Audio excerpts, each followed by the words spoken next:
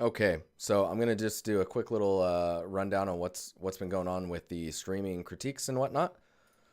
So let's switch over to this. So right now we've got our critiques channel, right, in our Discord, and this critiques channel, people post stuff in here, and usually I'd send a message out saying, "Hey, post your stuff. Anything below this message, I will go from here down, and if I get to it, I get to it." Um, the result of that is that the channel gets just hammered with people trying to post stuff really quickly and duplicate posts as well, just because, people posted maybe like an hour ago and then they're like, oh man, I got to get it in the critique.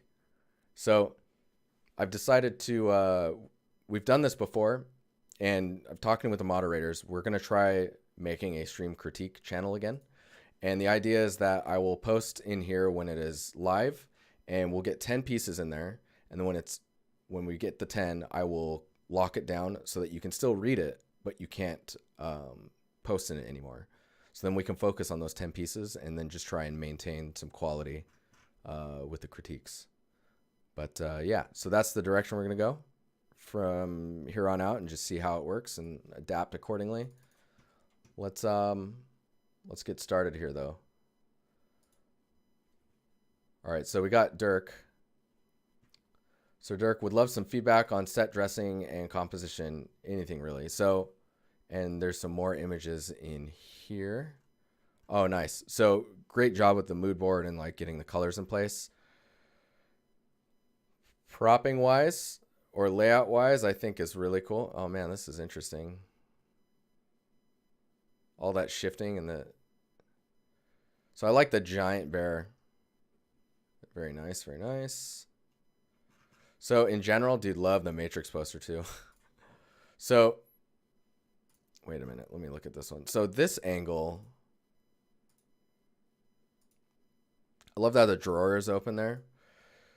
So yeah, I mean, right now I think it's looking pretty good.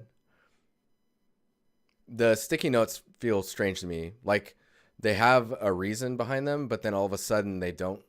They're just kind of placed evenly throughout the scene.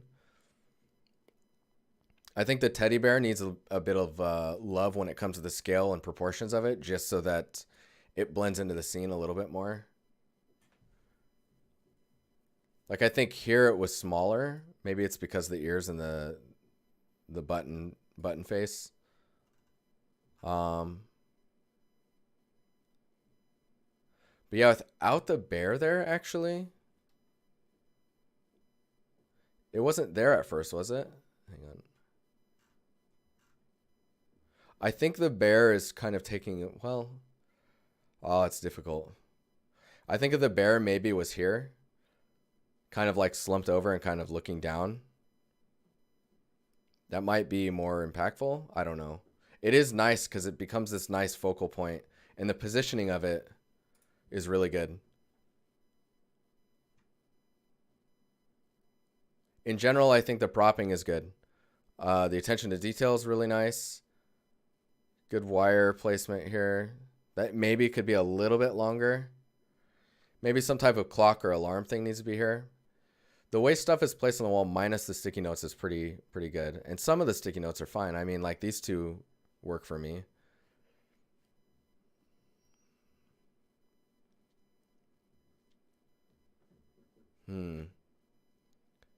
If one of the pillows was maybe leaned up a little bit more on the wall, that could be nice. But in general, I think that right now this is quite a strong composition. I don't think anything should change right now. I mean, and if anything does change, it's going to be some minimal like rotating or tweaking of stuff. I like how, when you lay here and you're asleep and stuff and you're like, oh man, I need something to drink. You don't put it up here for some reason. And I don't know why. Everyone puts it down here. Unless it's a glass, then the glass is up here. But if it's a bottle and you're younger, you tend to put stuff down here next to your bed. I think there's a newer work in progress at the bottom of that post.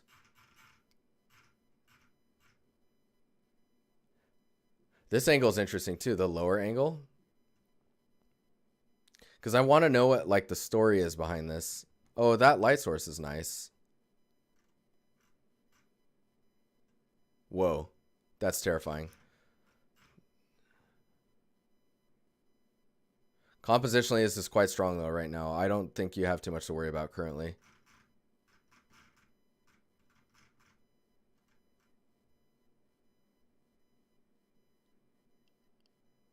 Yeah, I think you're fine right now. I don't have too much to say on this.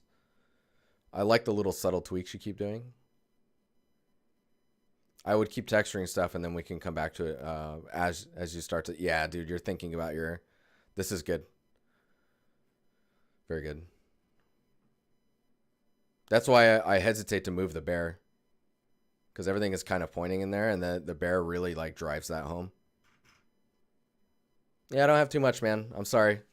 I think as you get further along with the texturing stuff, it's going to start to draw attention based on the value and roughness and color of everything in the scene, and that will really start to bring stuff together or pull it apart, and then we start to address those. Would like some feedback. So this is Asmodee, Mr. Asmodee. So would like some feedback on process so far, what kind of story or elements I could add to make it creepy, composition, and just generally anything else that you see. Oh, so this is the blog I was looking at earlier, wasn't it? So I think let me keep scrolling down through here, because I bet right now it's too early. So it's like you need to set the stage, which is like getting like the initial pass on this. And then it's applying the story on top of it, right? So like you do a pass where you block out the scene. You're like, okay, this is a gas station. So now you have to do everything that you can to make it look like a gas station. And then is it a new gas station or is it an old gas station? That will be depicted based on like how far you push the aging of the materials, or like the age of the road and stuff, or how old things look. And then the next one is what type of story you want to tell. So like, so elements you could add to make it creepy. So there's the sterile lights, right? So these type of lights tend to come off very clean and bland. They're sharp and just like straight down on you. Maybe killing this light and just seeing the light further down the street, and then it's all kind of creepy darkness back here. And you can only see the shapes because of the fog. I gotta change this. This song's pretty good. Thumbs that up, but I need to change it. It's not giving me the creepy vibes, you know what I'm saying? So this scene could probably be pushed into a more creepy territory based off lighting, atmosphere. You think about the fog or like low ground fog. Thinking about the light drawing your attention and what it's drawing your attention to. So what's really creepy is when this area, at least for me, this creeps me out. If this area is lit, right? One of them is kind of got that low buzz or the kind of flicker, and then there's not really any lighting hitting the building well. That's creepy. Maybe if there was one light on the inside of the store, and everything is kind of in shadow, being silhouetted through the light. And then you can see the silhouette of someone standing in the window. But you can't see the detail of them. You just see, and you can identify that there's someone standing there. That's creepy. Yeah, I don't know about that. But right now, I think you really need to be pushing to try and make sure that you get the gas station look. Make it feel like a gas station. And then you start adding in the elements that make it creepy. And definitely look at reference of like movies that have the kind of creepiness that you're going for. Think about time period as well. So like, is this like, do you want it to be creepy old school movie film like feel? What's the It Follows? Like if you look at the post-processing, when you start to do the post-processing, kind of looking at the It Follows approach and see how that is. So the Resident Evil 2 gas station that Samat is bringing up, what makes that eerie is everything is fine until you notice the car that's there, right? And no one's outside, but then the store's lights aren't on. So that's the stuff that kind of like things don't line up with like the norm, and it's the things that make people uncomfortable, like dark places or the unknown. You start to get uncomfortable through those. Also think about composition. So like slightly tilted camera angles or the way props are positioned to kind of make it feel a little bit more claustrophobic. Like get a car in here that looks like someone had opened the driver's door to get in to leave, but you just see like the blood, this is super classic, the bloody handprint next to the right side of the door on like the passenger door, or like on the handle, but then there's no one and you only see a few drops of blood on the ground. So you're like, what the hell? That alone, and you don't hear anything except the wilderness, creepy. And the buzz of the lights above you, ugh. That's what I have to say on that. Hopefully that's giving you some fuel. Tiff, Tisif. I can never say your name. It's not much modeling / texturing wise, but I would appreciate a critique on the camera's composition and rendering. Let's check it out. Oh, so these are always pretty cool, because these are more like installation type things. Oh, so brutalism architecture as well, huh? Okay, hang on here. There's flashbang.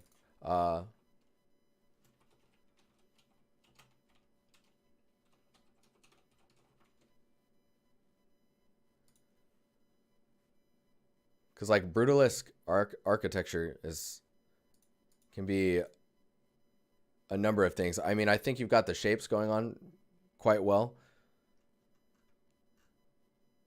especially in here, like this lower edge being pretty dark.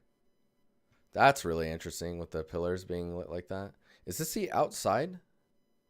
It's very green blue. Whereas like this lighting here doesn't really have that feel.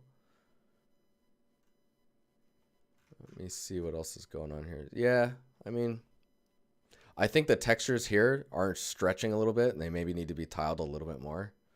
Like it's like you've elongated it, but you haven't corrected the UVs. It's an emissive, excuse me.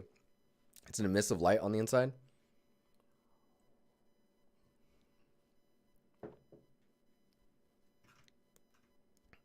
So I guess what will make this more brutalesque in design, it's like when you look, like when I Google brutalism, brutalesque. Let me get the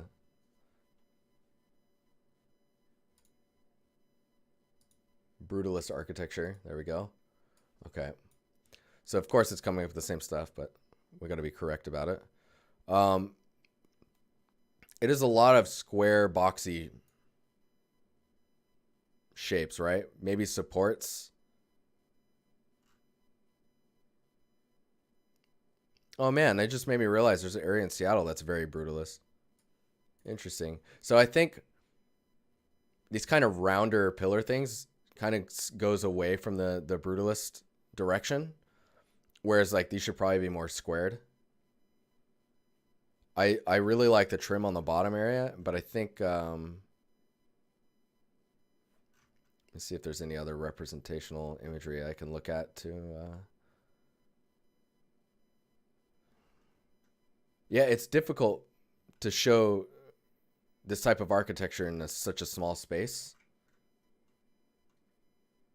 But it's a lot of concrete. I mean, this is a pretty good example.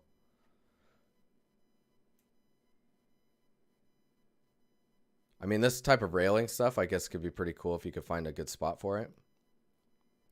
It needs to feel like a location, I guess, is what I'm getting at with like, so it can look like this, but it needs to have something telling me what the space is. In general, though, it looks pretty cool. I'm terrible at the complexities of the high quality lighting that you're seeing coming out of people using Unreal right now. So I can't really comment on like what's breaking here, but something is off, and I'm not sure what it is. These edges are really sharp. I wonder if a really small bevel would help that. So the other thing is with this emissive light that's here, I'd probably narrow it out or build it in a way where I can tell that it's a light source. Dude, I love this. The pillar with the light on the bottom side. That's cool. Let's do this.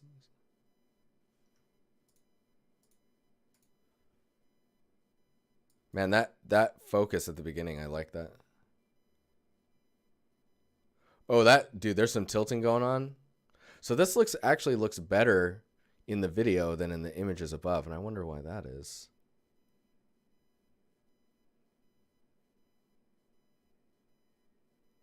Oh, that's interesting. That color makes me uncomfortable the way it's positioned here.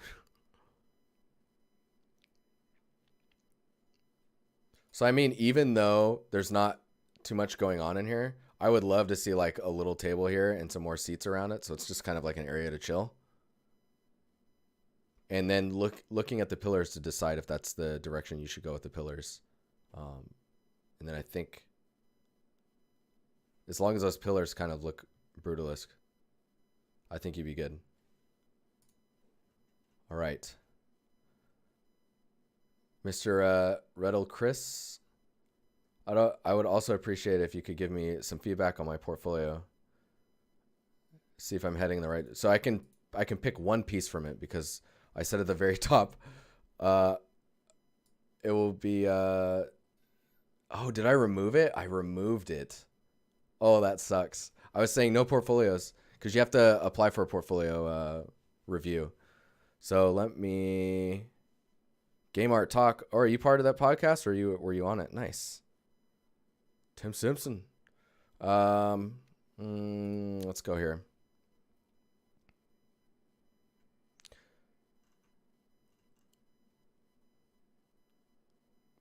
So in general, this looks all right. I think so. Where you have the duct tape on the top, I think it's duct tape. It really is missing on the thickness of feeling like there's duct tape up there. It feels like it's just part of the texture. Bottles like this are so difficult too because you want to be able to see through it. You know what I mean? You want it to feel like it's duct tape. Oh, you're in here. How you doing, man? If you go onto the Notion page, there's a link to sign up for portfolio review. I think there's one more spot left.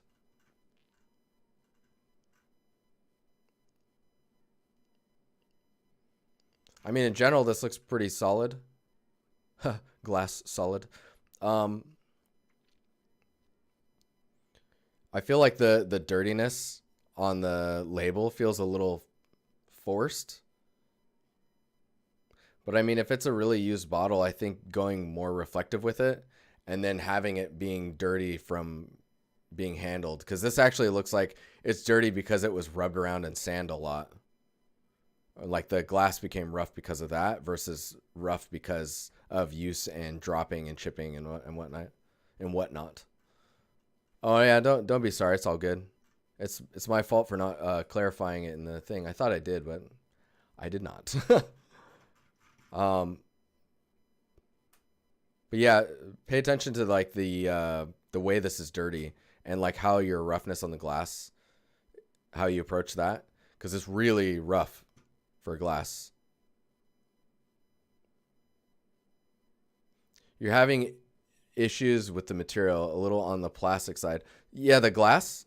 See, and that might be in combination with the fact that it is so rough. So it doesn't really feel like glass. Like you want to see fingerprints on it. You want to see scratches. Yeah. It does give like, especially right here, it starts to feel more like the jug that is full of gasoline that you fill up at the gas station. I think if this rag looked like it's soaked in some more stuff from up here versus here, that could be pretty good too.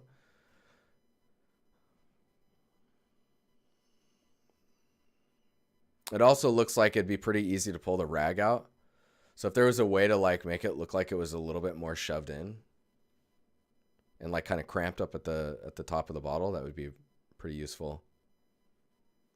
I don't know if there's a way to flashbang.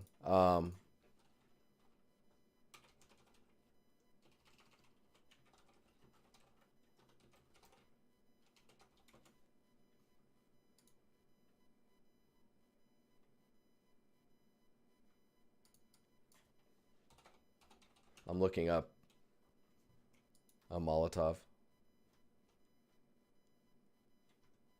This is putting me on some type of watch list. I can feel it.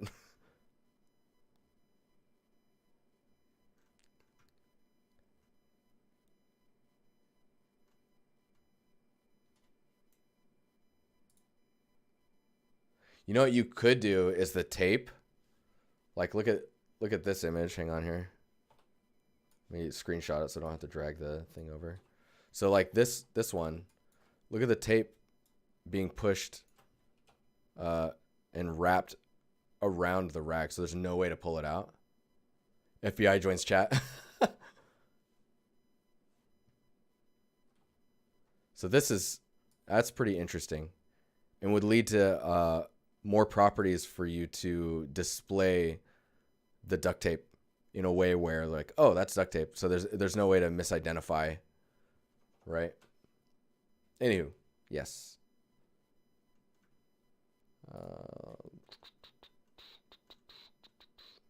Okay, we got Alex Bedoz. Be cool to get your thoughts, your general thoughts on this one.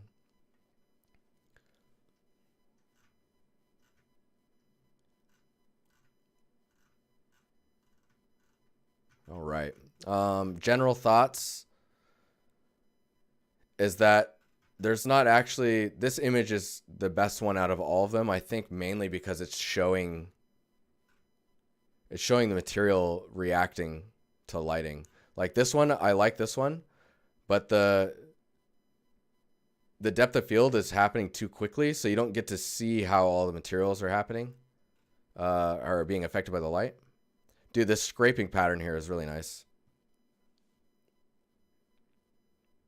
Recommend a different color for the tape. Duct tape's interesting because like you could add a little bit of metal values to it, like metallic value to it, to kind of get that duct tape look. But yeah. So what I like about this view is you can see the paint here is picking up on the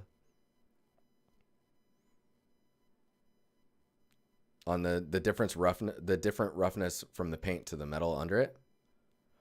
I think the way that the paint is chipping on the side here is a little strange.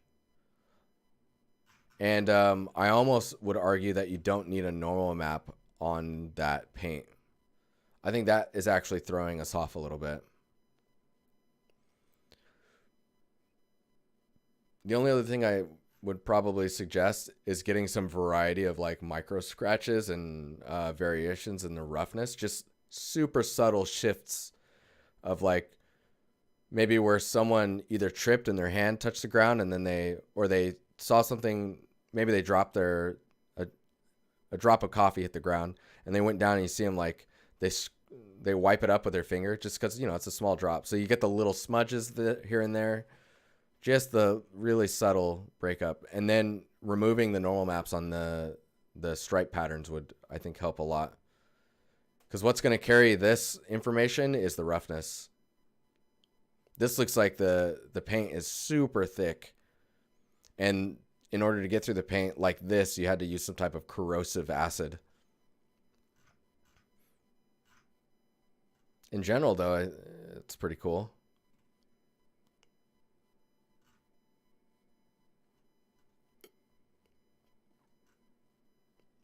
Is this all substance? What's going on here? 100.2% substance designer. It's going above and beyond, guys. Above and beyond. In general, this looks pretty cool though. I think try some other light angles just to try and bring the light more forward so we can see how the lighting is interacting with all the different roughness values, and you're in a good spot. All right, Gareth here would love to get some feedback on some of the designer stuff I've been working on recently. Link is the one material, but general critique on my material stuff would be ace. Oh. Wait, that was made in... Oh, that's interesting.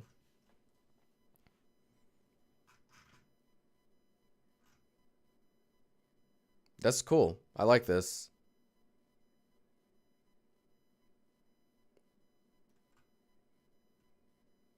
So what I really like about this is maybe it's a little too wavy on the side here, but the little like chips of paper missing on the edge is really nice.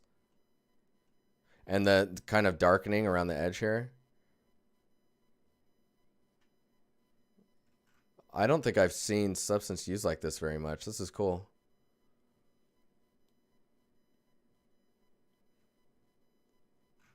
I'm going to look at one other thing. Oh, because you did the... Did you do the... Is this the challenge?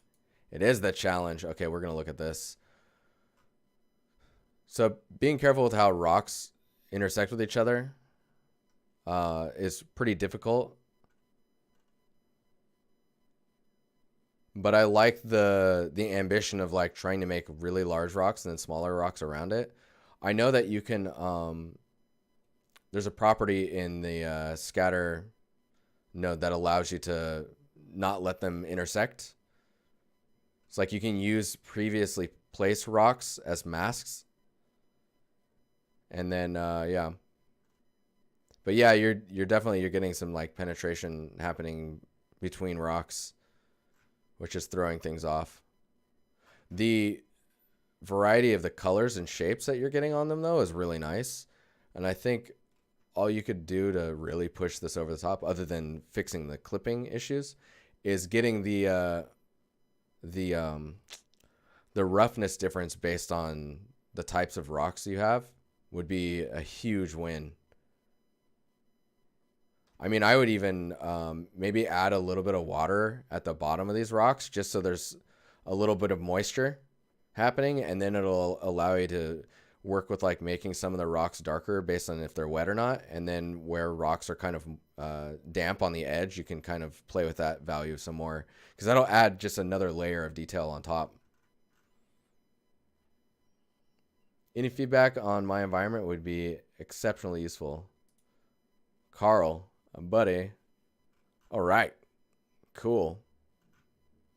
It's a secret entrance thing here. Whoa. I've never seen stuff displayed like trees displayed like this before. That looks like normal and AO combined. You're scared right now? What's going on? Is it the music? It's okay. They're vertex colors. Wait, is this you? Bionic? Anyways, this is pretty cool. There's a line here that I find very odd. I don't know what that is. What do you use them for? Yeah, the vertex colors. I mean, it looks like, I want to say ambient occlusion, but there's another gradient, like a top gradient that's happening up here that goes down to simulate wind. Oh, interesting. I don't think these help us.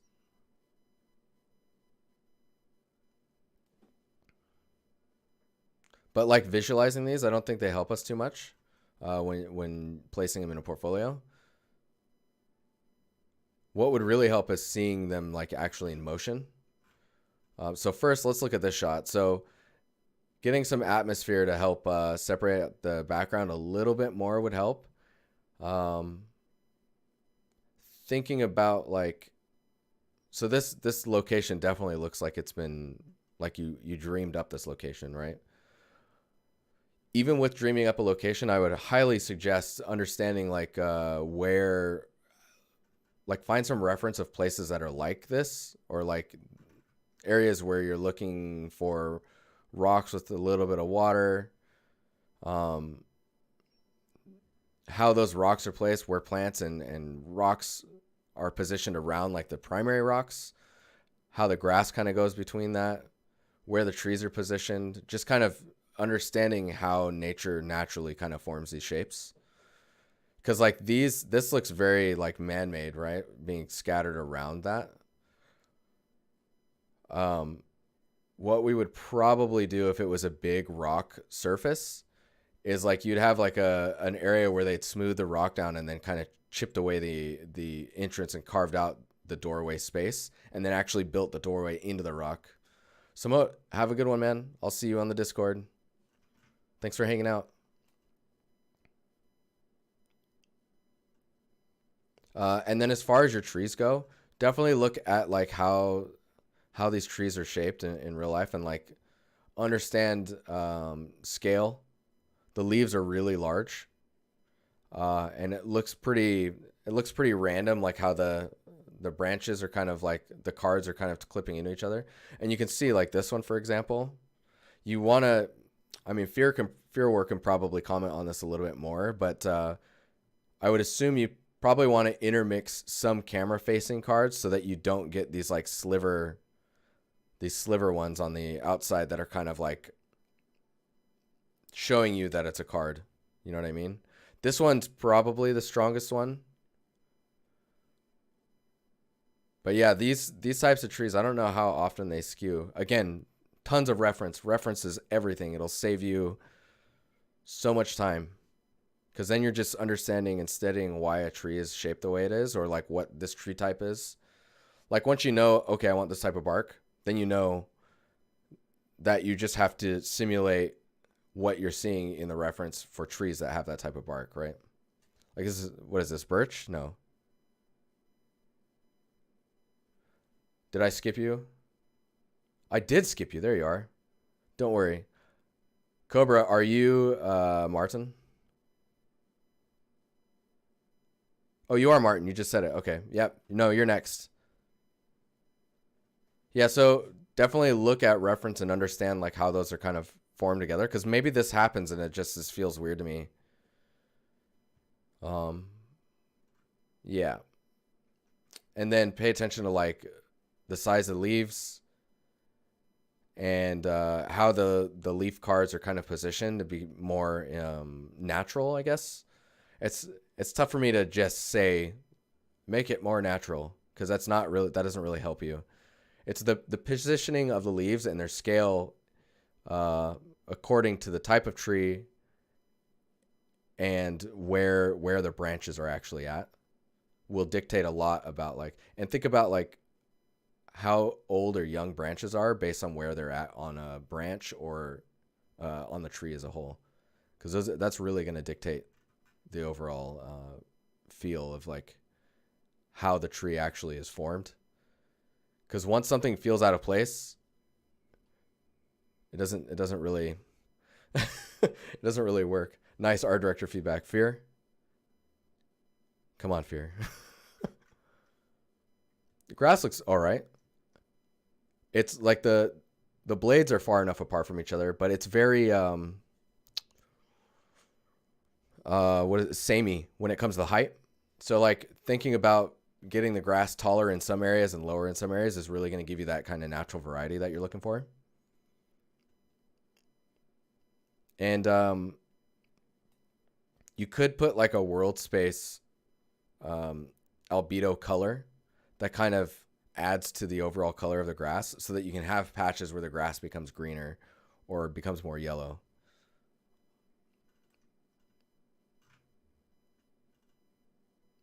But yeah, definitely pay attention to like go online and look at like, I don't know,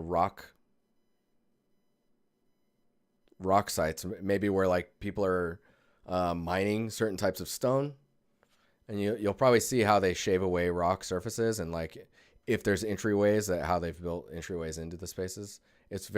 Yeah. I haven't done enough research to be able to exactly tell you. I just know that this type of rock formation around the door feels off. Oh my gosh. It's 10:01. We got 2 more. We're going to do them. Ooh. Ooh, Martin, buddy. This is cool.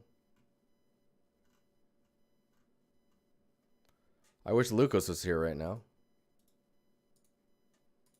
So the amount of detail you got going on is pretty sick. I don't know. Are those little spots of puddles? Or like footsteps full of water?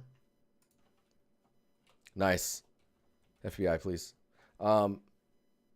Let's see what's going on here. Because I almost want to argue that you should have areas that almost blow out, right? Oop. So you can see it's a bit more of that washed out issue that we were looking at earlier. I wonder if duping this as well and just doing a high pass filter. Yeah, look at these little sharp details. Let's try. Let's try cranking that up a little bit. We'll do an overlay. We'll just turn it up slightly. Yeah, look how crunchy that gets. So I think the number one thing I would say for this, man, there's a lot of detail in here. I like it.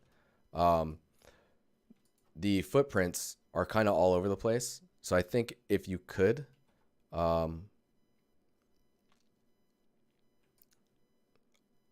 put them more in a logical placing just so that we understand what they are. The puddles look like they're floating. I think it's because they're actually reflecting the sky. So you might need to put like a probe here that's helping you capture the environment a little bit more accurately around the reflection. How do you recommend I showcase a scene like this? There's a link with a fly through.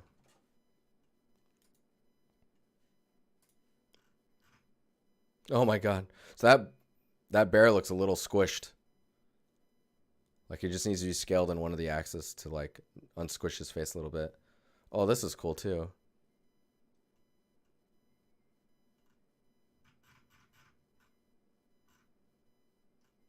I mean, I think you could show this off by just kind of slowly flying through the space. Maybe you start here and you kind of like fly and pan down, and then as you're panning down, you start to move forward and you just kind of go through the space and you let elements kind of pass by you based on like what you want to tell a story about. And then once you have that fly through, then do like a little extra detail propping pass around the camera so that it has the details all right, like catered to the shot, to the fly through. It's pretty cool though. But yeah, the muddy footprints feel more like round spots versus like footprints. Man, this is dope. Nice job. All right, last one, Harry Biggs. Looking for some feedback on this environment that I've been planning to do some touch-ups on. Looking for feedback on what is already there, and I am up for suggestions on things to improve to make it better.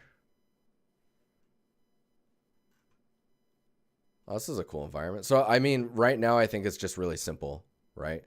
The ground is very flat.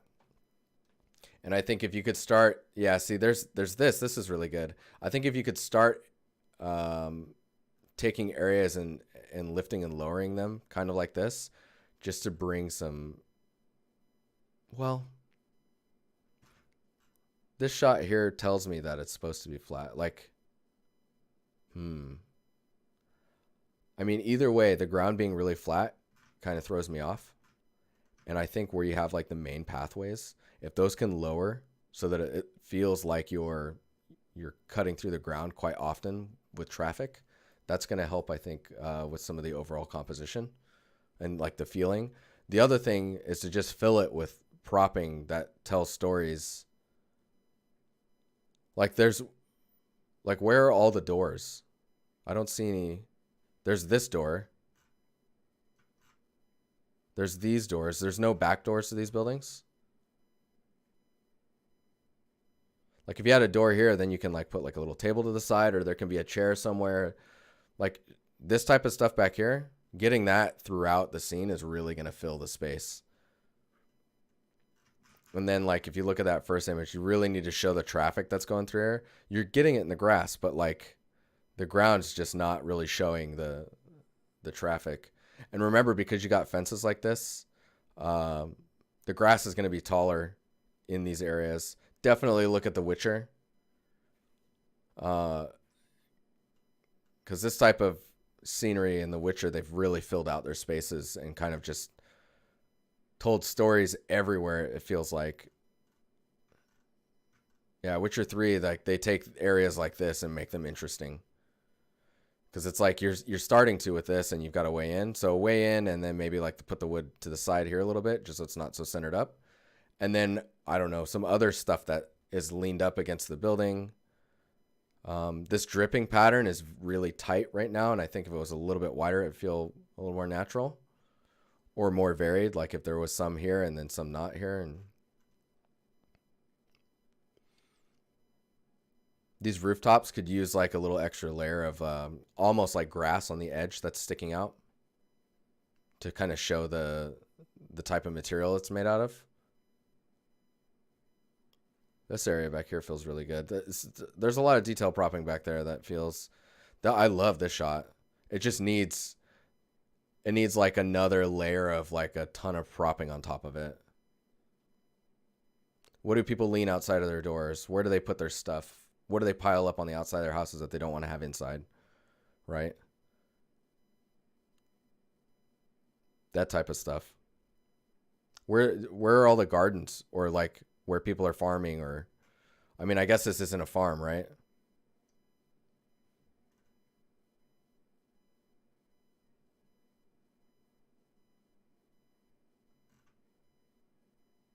You vote for chickens? I vote for chickens. That sounds awesome. But it just needs to feel lived in. It looks like the initial building of a location. And now all the people need to move in and like display their lives on the outside of their buildings. Overall, though, it's looking pretty good. The initial feel is there.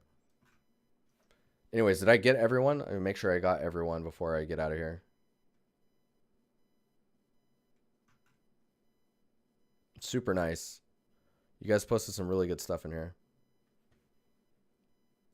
No crates? I mean, total crates. Total Kratos. Kratos crates.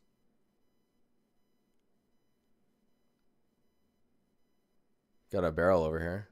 I've seen crates. Where are they at? There's stuff over here. There's got to be a crate over there. There's barrels. Barrels are all you need, man. Stump and axe. Yeah, get the stump and axe in there. I like these little wood pallet pieces here. I guess you could put some like water.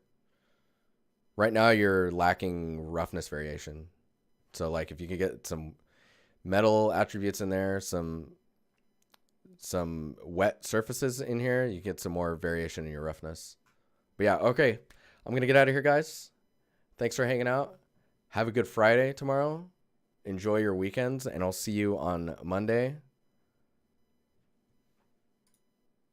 Lacking vertex painting. I mean, that could help with breaking up the variation. I think variation is what is lacking, right? And vertex painting is a way to do that. Defiled Chaos, thanks for chilling, man. Squee Times, thanks for the follow as well. All right, guys. I'll see you later. I will see you later. Have a good weekend, everyone.